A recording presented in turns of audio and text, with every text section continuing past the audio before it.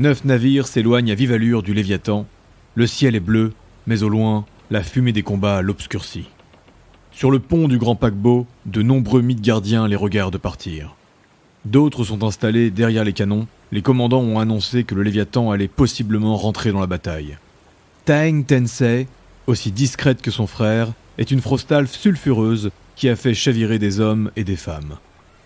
Elle a longtemps été une prostituée célèbre dans Jordaim, mais quand Shinsu l'a retrouvée, il a demandé à sa sœur d'arrêter son métier et il a subvenu à ses besoins. Il a même insisté pour qu'elle quitte la capitale et qu'elle parte avec lui à l'autre bout du monde. Taeng a une main sur l'épaule de la petite Tina, le cerf Kim est à côté d'eux, et elle décrit à l'enfant aveugle ce qui se passe à l'horizon. La petite était trop inquiète pour son frère, Kalakokara. Elle sait qu'il n'aime pas l'eau. Taeng, quant à elle, regarde la flèche dépasser les autres bateaux et imagine l'état dans lequel doit être Shinsu.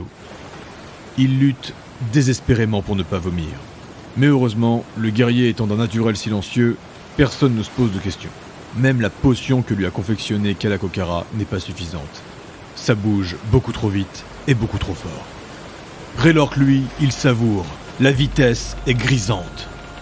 Ular a déjà commencé à chanter une chanson midgardienne qui s'est changée en un chant magique, faisant vibrer les corps et rendant le travail des 6 marins encore plus rapide. Prika est une lourde valkyne, et Lonok est un viking au sang piercing. Les deux s'activent et chantent le refrain d'Ular. Ross a déjà une flèche en main et Elias fait une prière avec Céleste.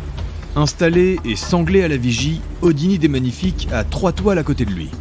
Il a ramené moult quantités de peintures et d'accessoires, et cela gêne énormément les 2 kobolds de basalte. Mais poussez-vous, bon sang!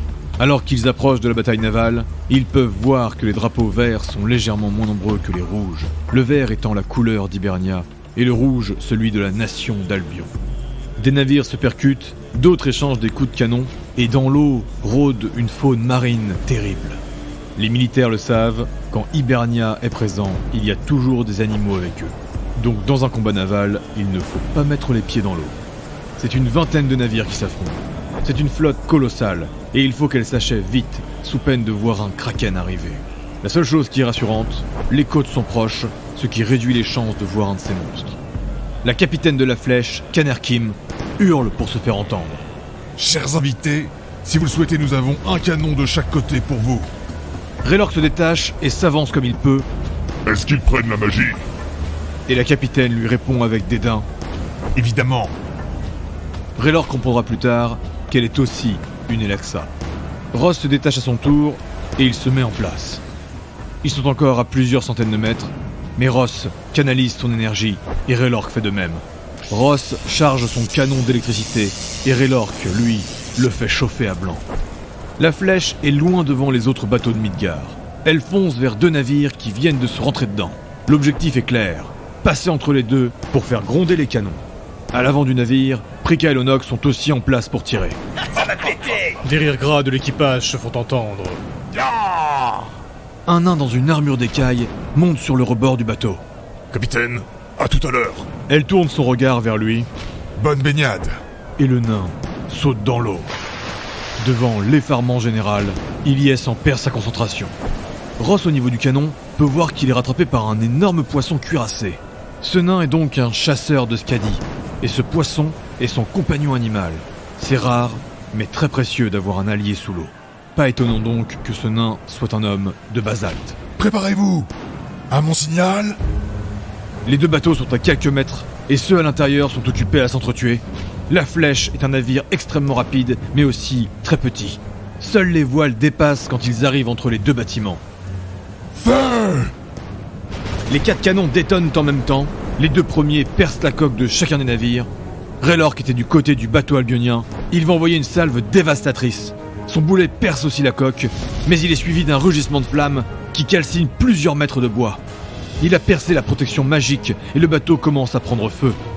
Raylork Dratek ne le saura jamais, mais plusieurs esclaves étaient à l'intérieur de ces murs. Le guerrier magique a tué pour la première fois de sa vie. Et pourtant, pris par l'excitation, galvanisé, il rit aux éclats. De l'autre côté, Ross a tiré sur le bateau d'Hibernia. Lui aussi, son boulet a percé la coque. Et d'apparence, il n'y a eu que ça.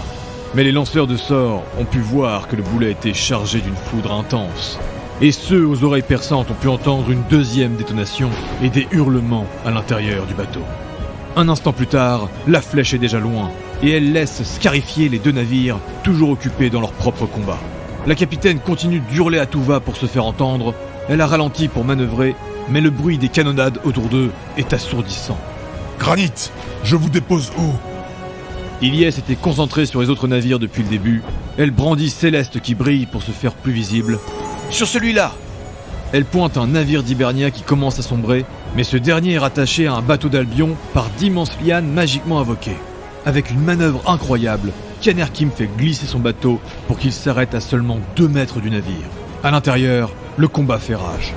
Un mage d'Albion tire un rayon de givre sur eux, mais la magie est contrée par le gros viking Opten, le guérisseur de la flèche. Nous tournerons autour de votre position. Sautez! Ilyes se jette dans les airs et, poussé par la magie des Valkyries, part dans un trait de lumière pour finir sur le pont d'Hibernia. Raylork bondit et éclate le bois quand il atterrit. Ular et Shinsu sautent d'un pas gracieux. Ular plane dans les airs et Shinsu fait une roulade en atterrissant. Rook s'élance et Kala s'accroche à sa selle. Un éclair plus loin et Ross est en position. Ilyes charge. Les Hiberniens sont déjà aux prises avec les soldats d'Albion. Un Sylvain, un homme arbre, est en train d'invoquer une autre liane pour s'accrocher au bateau. Alors qu'il voit Ilyes foncer, il donne un ordre dans sa langue, et de nulle part, un celte aux cheveux bleutés apparaît pour bloquer l'attaque. Raylork contre un tir d'un sorcier d'Albion, puis lui envoie une déflagration. Plusieurs mages sont positionnés à côté, et ils contrent à leur tour la magie du troll. Ular chante une note plus forte, et une onde va se propager autour d'eux. L'onde reste sur leur corps comme une seconde peau. Elle vibre sur eux. Il en profite pour ajouter à son chant « Placez-vous en position. » La stratégie est simple, faire en sorte qu'Hibernia soit pris en tenaille. Il faut donc s'éloigner du bateau d'Albion. L'objectif n'est pas vraiment de tuer leurs ennemis, mais surtout de profiter de la situation pour piller des richesses. C'est peut-être peu honorable, mais quand il s'agit d'Albion ou d'Hibernia, l'honneur n'est jamais remis en question. Shinsu vient d'achever un combattant et il esquive de justesse la lance d'un Furbolg. Les Furbolgs sont des sortes de demi-géants au physique très élancé. C'est une race des plaines d'Hibernia. Celui-là mesure 3 mètres et il est lourdement armuré. Sa lance lui donne une allonge que Shinsu n'arrive pas à passer. Alors qu'il évite un deuxième coup, il se prend la flèche d'un Lurikane. A l'inverse, les Lurikane sont des êtres minuscules aux oreilles pointues. Ce dernier fait 70 cm. La flèche n'est pas douloureuse, mais Shinsu sent qu'elle est empoisonnée. Soudain, un contact familier. La magie de Kalakokara le touche et la flèche ressort de son corps. Le poison est toujours en lui, mais la blessure vient de se refermer. Ilyes et Raylork font front ensemble. La Valkyrie est vive et attaque en faisant des contres sur ses adversaires. Raylork, lui, c'est plus bourrin. Il est déjà en rage et frappe avec ses 2 lames comme un forcené. En hurlant, il intimide un jeune celte face à lui et tranche le bras d'un elfe à côté. Ilyes a l'habitude de se battre avec des berserkers, et les entraînements matinaux qu'ils ont fait avec le groupe portent déjà leurs fruits. Une explosion solaire d'un mage d'Hibernia arrête leur avancée. Une combattante elfe saute, 2 épées en avant sur Raylork. Ilyes s'interpose. Derrière, Ross enchaîne les tirs et fait mouche à chaque fois. Mais alors qu'il va pour bander son arc, un char apparaît dans son dos. Les chars sont des mutants. Une des races hiberniennes transformée à cause des démons des abysses. Ce char était un elfe, mais son corps est maintenant recouvert d'épines et ses yeux sont d'un rouge vif effrayant. Ross avait remarqué qu'une ombre rôdait dans le bateau. Ular lui avait dit « Restez près de moi !» Au moment où le char s'apprête à lui planter le dos, Ular Valohem plonge pour bloquer les dagues. Bien que prévenu, il n'a vu venir l'attaque qu'au dernier moment, et comme il s'est jeté en avant, il tombe au sol à la fin du blocage. Le char a tout juste le temps de se redresser pour réattaquer, mais face à lui, Ross a l'arc bandé dans sa direction. Il relâche la flèche crépitante et lui transperce le crâne. Après son tir à bout portant, il reprend son projectile et dans un même geste, vise une nouvelle cible. Le combat se referme et les pauvres Hiberniens, pris entre 2 feux, tombent. Les lianes, créées par le Sylvain, sont en train d'être brûlées par la magie, mais aussi coupées par les esclaves d'Albion. Et les Albioniens ont l'air encore plus pressés de se libérer, maintenant qu'un groupe de Midgardiens fous furieux a débarqué. Sans parler du fait que la flèche tourne autour du combat et déchaîne les enfers sur eux. Au loin, les autres bateaux de Midgard rentrent dans la mêlée. Les tirs des canons et les bruits des combats ont redoublé d'intensité. Vers la côte d'Albion, il y a encore d'autres navires de guerre qui approchent. Ilyes a tout juste le temps de le constater qu'une frappe l'entaille à la jambe. Elle recule d'un pas et pourfend un Sylvain en armure de cuir. Ce dernier tombe à genoux, mais un trait magique d'un verre éclatant le recouvre et il se redresse soigné. Avec une vrille somptueuse, Shinsu passe au-dessus de lui et tranche la jugulaire du guérisseur derrière. La dévoreuse se délecte de son sang. Ilyes entend les cris désespérés des Hiberniens, toujours plus acculés. Elle le rejoint et ils terminent dos à dos. Ular bloque un coup, puis un autre. Il est en duo avec son Raylord Dratek. Le troll est toujours plus enragé et il frappe dans tous les sens. Mais dans sa folie, il pense tout de même à faire passer sa magie destructrice sur ses armes et des explosions viennent ponctuer ses coups d'épée. Il est pourfendu de toutes parts alors qu'il sème le chaos, mais la magie de Kalakokara arrive jusqu'à lui et le soigne. Un pauvre fou essaye de faire comme Shinsu. Un celte très rapide passe la garde de Raylork. Ular n'a pas le temps de le stopper. Et alors qu'il se jette, poignard en avant sur la petite silhouette du kobold, la gueule béante de Rook se referme sur son bras. Et il le déchiquette. Kala reste impassible, mais il s'irrite un peu, car Rook bouge beaucoup quand il fait ça. Mais bon, il faut bien qu'il s'amuse aussi. De l'autre côté, une petite Lurikine Banshee va hurler une attaque de son. Les Banshees sont des mages d'Hibernia redoutés, à la puissance terrifiante. Ils utilisent leur voix pour épouvanter et pour tuer. Le chant magique que Ular a posé sur Ilyes et Shinsu va les protéger du hurlement enchanté. Mais ils vont sentir leur tympan souffrir le martyre. Elle s'apprête à pousser un second cri, mais une flèche électrique lui transperce la gorge. Les derniers rescapés d'Hibernia finissent par se jeter à l'eau, et ils rejoignent des dauphins et des requins pour disparaître dans les fonds marins. Tous, sauf un pauvre Furbolg qui va ressortir, perforé par la lance de Thorirm, le fameux nain qui avait sauté dans l'eau avec son poisson cuirassé. Il salue Ilyes qui le regarde depuis le pont, et il repart en apnée. La flèche termine de faire son dernier tour, le bateau des Hiberniens continue de sombrer, et le groupe récupère ce qu'il peut. Ilyes les protège et veille à ne pas se laisser surprendre, pendant que les pilleurs comme Kala, Ross et Shinsu fouillent les corps. Ular fait un chant apaisant qui calme les esprits et soigne les blessures. Raylork reprend son souffle et commence à trembler. Il vient de comprendre, enfin, qu'il y a des morts autour de lui.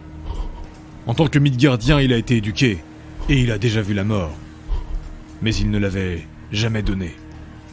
Il fait un pas en arrière, puis un autre, et soudain une main gantée se pose sur son dos.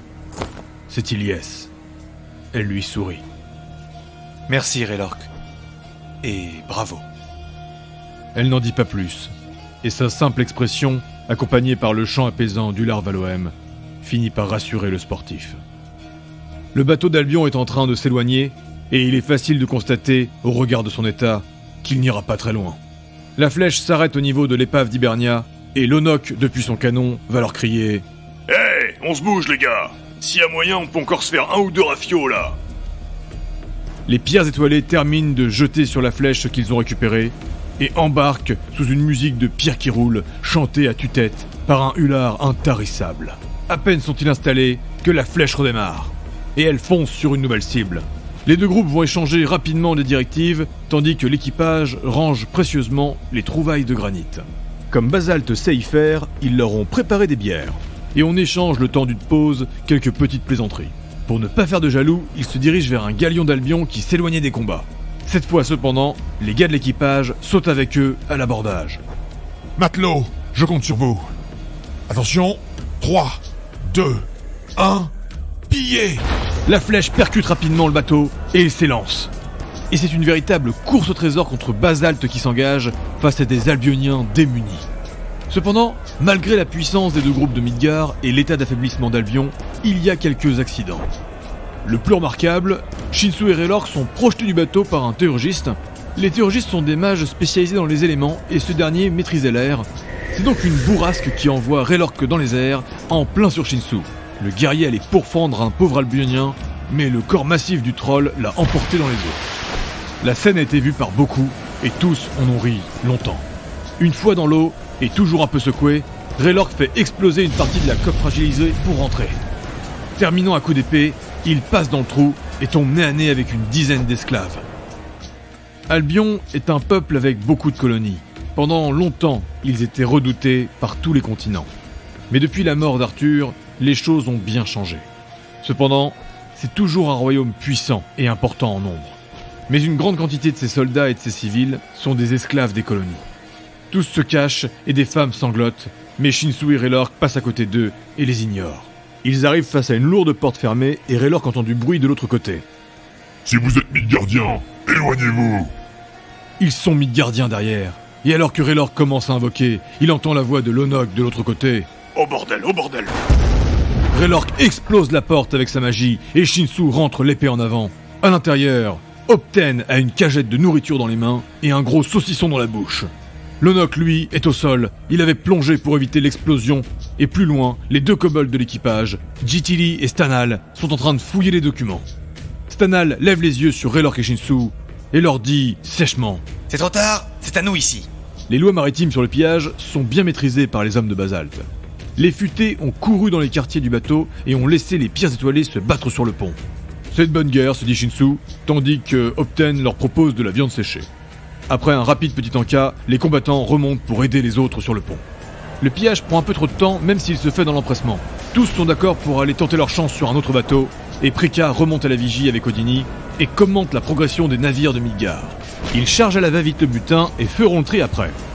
Mais alors qu'ils embarquent à nouveau sur la flèche, quelque chose interrompt Kalakokara, et ils pointent du doigt un autre galion d'Albion.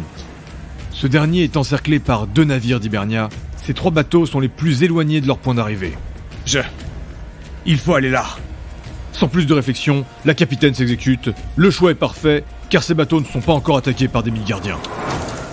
Avec une vitesse et une manœuvrabilité toujours aussi stupéfiantes, la flèche s'arrête à nouveau sur le gros bâtiment d'Albion. Une chose très étrange cependant, il n'y a que très peu de bruit quand ils approchent. Les combats sont déjà terminés, seules les pierres étoilées de granit montent sur le navire. Basalte va tourner autour pour essayer de comprendre. Quand ils arrivent sur le pont, il n'y a plus que des Hiberniens. Ils sont très peu nombreux et en train de fouiller les corps et ils n'ont rien vu venir. Des plus surpris, ils se précipitent pour se mettre en formation. Mais notre groupe est déjà en position pour charger. Ilyes, Raylork et Shinsu sont devant, Ross, Rook, Kala et Ular sont derrière. Ilyes a une sorte de pressentiment maintenant. Kala, qu'est-ce qu'il y a dans ce bateau? Une sensation oppressante et obscure caresse le cœur de Kalakokara. Rook grogne et renifle. Il se passe quelque chose en dessous. Un rituel. Il faut y aller. Au loin, d'autres bateaux d'Albion approchent, et à leur tête, un voilier blanc immaculé charge dans leur direction. Tous les voyageurs et les combattants de ce monde le savent, il faut vivre la vie pleinement, car elle peut s'arrêter à tout moment.